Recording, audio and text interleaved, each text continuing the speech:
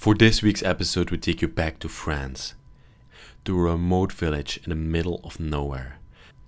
There lies an incredible manor that has been left behind for decennia on end. Inside of this place, everything has been left behind. The history from the people that lived there until all their paperwork and letters that they ever sent out. The manor is in an incredible state of decay. Most rooms are just collapsing and the floor is bending. But what's incredible about this place is that the electricity still works after all these decennia.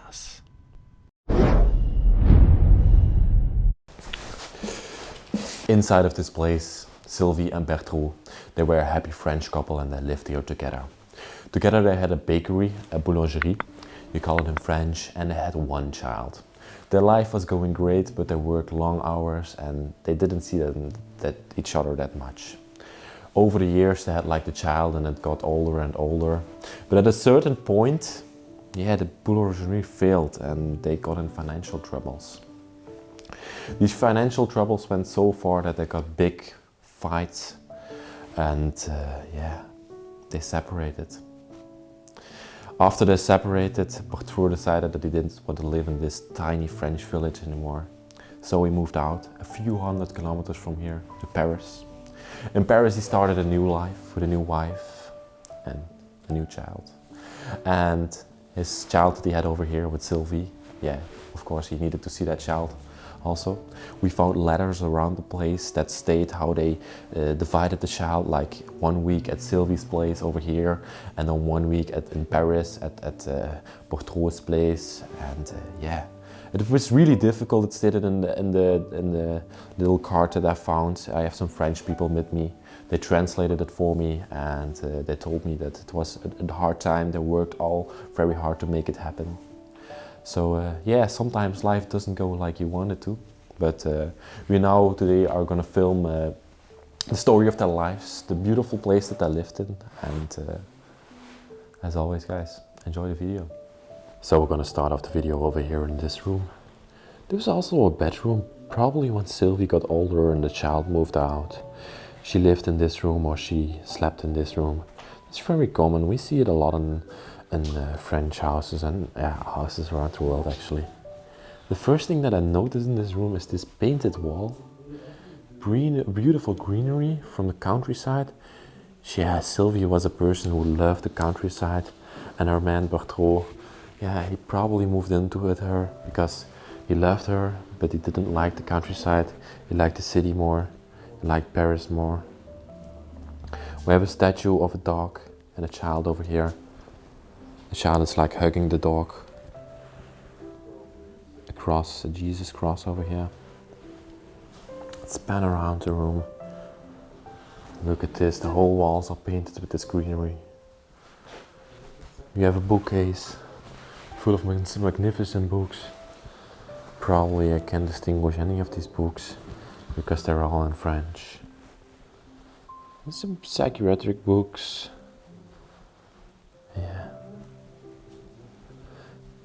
With the amount of books inside of this home, you can tell that these people are very literate. And they were like bakers. You wouldn't expect this from people who are bakers, but they were. We have this incredible thing, a sewing machine. The knitting supplies are still next to it. So you can see Sylvie used to use it a lot. A closet, probably full of clothes. Let's open it up. Oh, this is for bed linen, as you can see.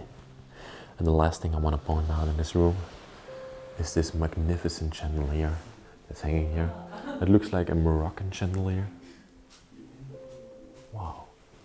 Okay, let's go on to the next room. So, let's go further into the house. We're now in some sort of a living room. This was the main living room of the place. As you can see, there's like a huge couch, not so huge for 3 people in the middle of the room. Got it wrong a little bit there. But what's very special about this place is it got left around Christmas time. It was the last Christmas they probably spent together. Sylvie and Bertrau, they had like a good relationship after they separated. They sent each other letters, they cared about the child. That's pretty nice if you can have a nice relationship with if you're separated with your partner.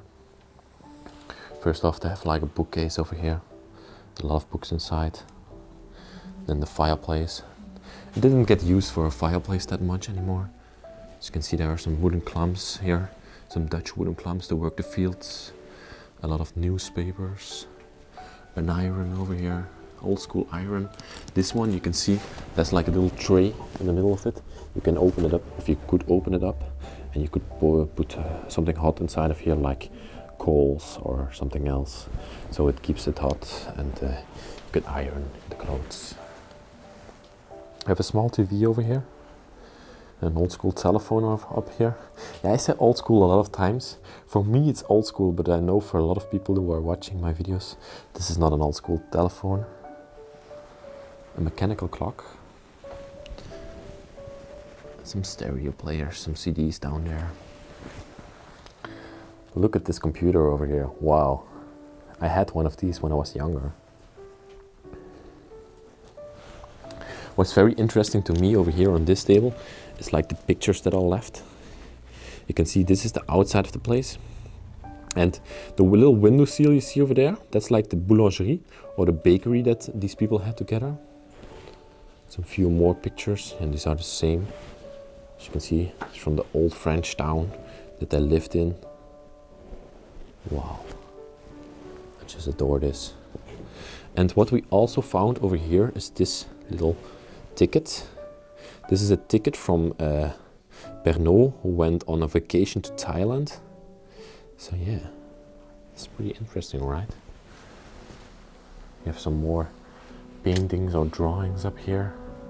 As you can see, this might have been Bertrau. It's an old school family picture over here on the wall.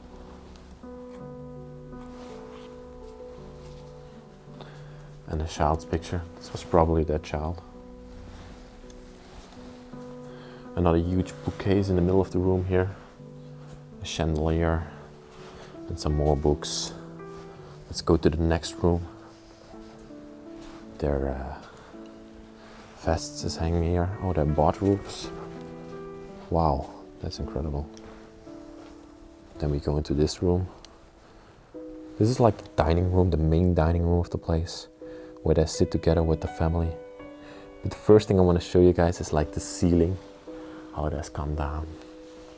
You can see this lamp hanging here through the ceiling. Wow,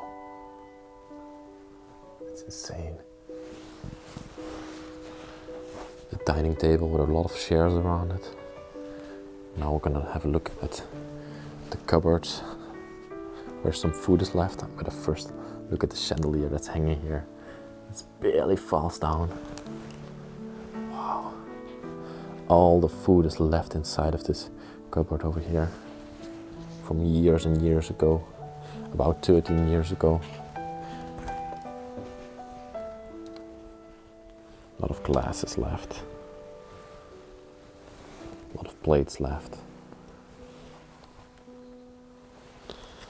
They had another television inside of this room, so they could watch some television while they had some food together. A radio up here, cassette player. We have the fireplace down here. Yeah, this is a gas fireplace actually. Candle holder. Another calendar. This one is from 2002. Also pretty old. What I also like is like these posters of hanging flowers. Wow. And then we go into the last room downstairs here. This is like some sort of a living room. So a quick look around the room. It's more of like a smaller dining room slash sitting room, relaxing room. They had a couch here to the left. Wow. A cacti poster over here. A lamp over there. Yeah, some basic stuff. To spice up the home, to decorate it a little bit. Some umbrellas over there. We have the dining table with some stones. Wow. This looks like an egg. A crystalline copper chandelier hanging from the ceiling Like I always say, I love these things to see them. A little desk over here where they probably studied from time to time, and just read the newspaper and stuff like that. This calendar is the last calendar in our home that we found. It's from 2007, the year that this place got abandoned. As you can see, and this is the letter that I was talking about earlier on. Let me show it to you. It says, "Salute Bernard." Then it's a full text about what they should do with the child, that Bernard is working really hard in Paris, and that the child at this point, when the letter is written, is 10 years old. And yeah, this letter is from 2003, so it's 5 years before this place got abandoned. It's a poster of Stone Age up here. And then we have another cabinet filled with stuff. Beautiful cabinet. Let's open it up and see what's inside. Again, a lot of glasses and wow, this side is filled with liquor. Lots and lots of liquor.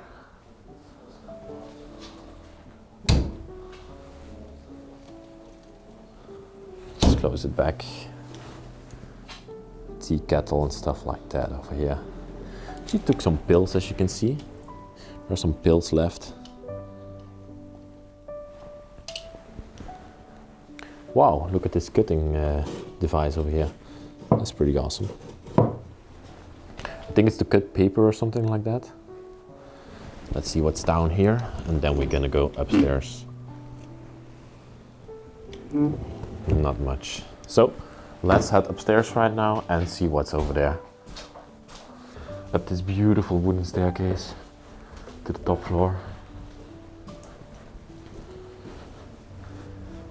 First off, I'm gonna take a look in the room here to the left.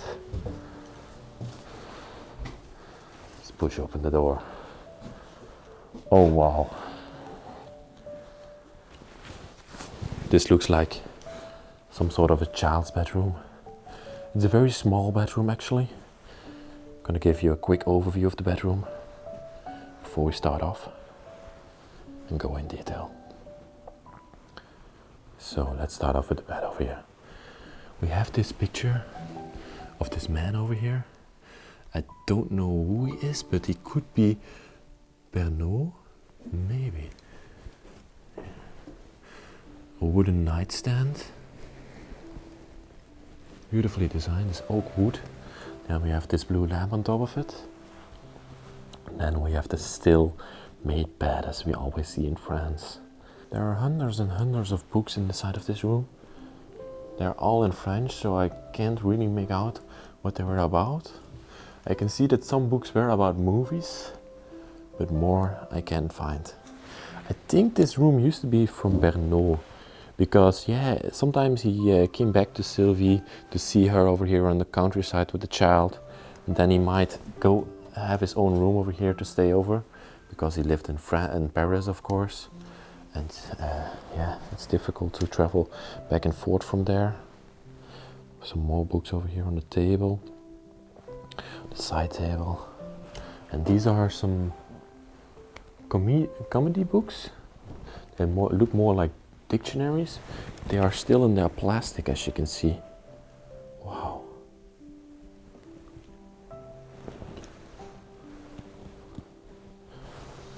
Got a painting or a drawing on the wall. Always to have like a fireplace inside of the room, because these buildings are from the 1850s and they had no central heating inside of the places. It's like a porcelain squirrel over here on the fireplace, with a picture of Jesus Christ over there to the side. Some more porcelain. This is like a Roman painting or drawing. Okay. Let's head over to the next room. I also really like these doors. This one is quite nothing. It's quite empty. But you have to have a look over in this room. As you can see. Oh, the place is quite neat actually, but only this room has completely collapsed. I just showed you downstairs. There is one of the lamps that I just filmed. And the other one is hanging down there, as you can see right now. Wow, at the back of the room there are a lot of books left behind, but I can't go into this room obviously, as you can tell.